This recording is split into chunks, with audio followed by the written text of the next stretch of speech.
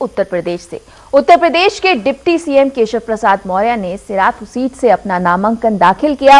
इस दौरान बीजेपी अध्यक्ष जेपी नड्डा समेत कई नेता मौजूद रहे। नामांकन के बाद केशव प्रसाद मौर्य ने कहा कि विपक्ष पर उन्होंने जमकर हमला किया। उन्होंने कहा कि एसपी, कांग्रेस और बीएसपी सभी का चरित्र एक जैसा है। सिराथू विधानसभा सीट केशव प्रसाद मौर्य की कर्मभूमि रही है। पहली बार वो 2012 विधानसभा चुनाव में यहां से जीत वो दर्ज की थी उन्होंने। और केशव प्रसाद मौर्य के खिलाफ समाजवादी पार्टी ने अपना दल एसके उम्मीदवार पल्लवी पटेल को मैदान में उतारा है। पल्लवी पटेल बीजेपी गठबंधन में शामिल अपना दल अनुप्रिया पटेल की बहन है।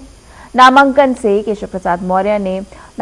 पहले केशव प्रसाद मौर्य ने मंदिर में पूजा अर्चना की।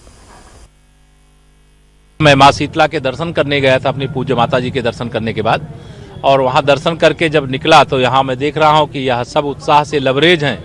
मैं कृतज्ञ हूं सबका, आभारी हूं सबका। यद्यपि सिराथू विधानसभा क्षेत्र जो है मेरे लिए कोई प्रत्याशी की भूमिका में मैं यहाँ चुनाव लड़ रहा हूँ इस नाते नहीं है, बल्कि यहाँ का हर कार्यकर्ता, यहाँ की एक एक जनता भारतीय जनता पार्टी का प्रत्याशी है। वही चुनाव लड़ रहे हैं, वही चुनाव जिता रहे हैं, अच्छे अंतर से जिता।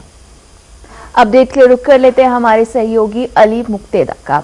अली, जिस तरह से हमने देखा कि डिप्टी सीएम जो हैं वो अपनी सीट से चुनाव नामांकन उन्होंने दाखिल किया और कहीं ना कहीं उनको भरोसा है कि जो कुछ रिजल्ट पिछली बार रहा था ऐसा ही कुछ रिजल्ट आएगा और ज्यादा उनके फेवर में वोट्स डलेंगे। लेकिन अगर बात की जाए समाजवादी पार्टी की, बीएसपी की, कांग्रेस की, किस तरह से चैलेंज देते नजर आ रहे हैं वो डिप्टी सीएम को? जी देखिए, ये मुकाबला यहाँ पे बहुत दिलचस्प हो गया है। सपा और अपना दल गठबंधन कमेरा पार्टी की वहां से पल्लवी पटेल को उतारा गया है। पल्लवी पटेल को इसलिए उतारा गया कि यहाँ के समीकरण बन रहा है।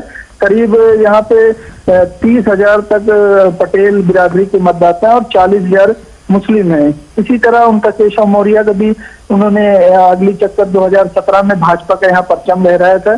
तो इसलिए मुकाबला बहुत दिलचस्प है और देखना होगा कि इस बार मतदाता किसको जीत का सेहरा पहनाते हैं। यहाँ पे चुनाव अपना नामांकन दाखिल करने केशव जी आए थे, उनके साथ जेपी नड्डा थे और यूपी प्रभारी धर्मेंद्र प्रधान है, साथ में अनुप्रिया पटेल भी है जो पल्लवी पटेल की बहन है। अब देखना ये होगा कि पल्लवी पटेल अपनी बहन के खिलाफ अनुप्रिया पटेल अपनी बहन के खिलाफ किस तरीके से, कौन से आक्रामक मूड में चुनाव प्रचार करती हैं। जी अली, साथ साथ समझना चाहेंगे क्या मुद्दे रहेंगे, लोकल मुद्दे क्या कुछ रहेंगे? जी बिल्कुल, लोकल मुद्दे इस बार हावी रहेंगे। लोकल मुद्दों में ये है कि जो आवारा पशु का मुद्दा है, किसान उससे बहुत परेशान है।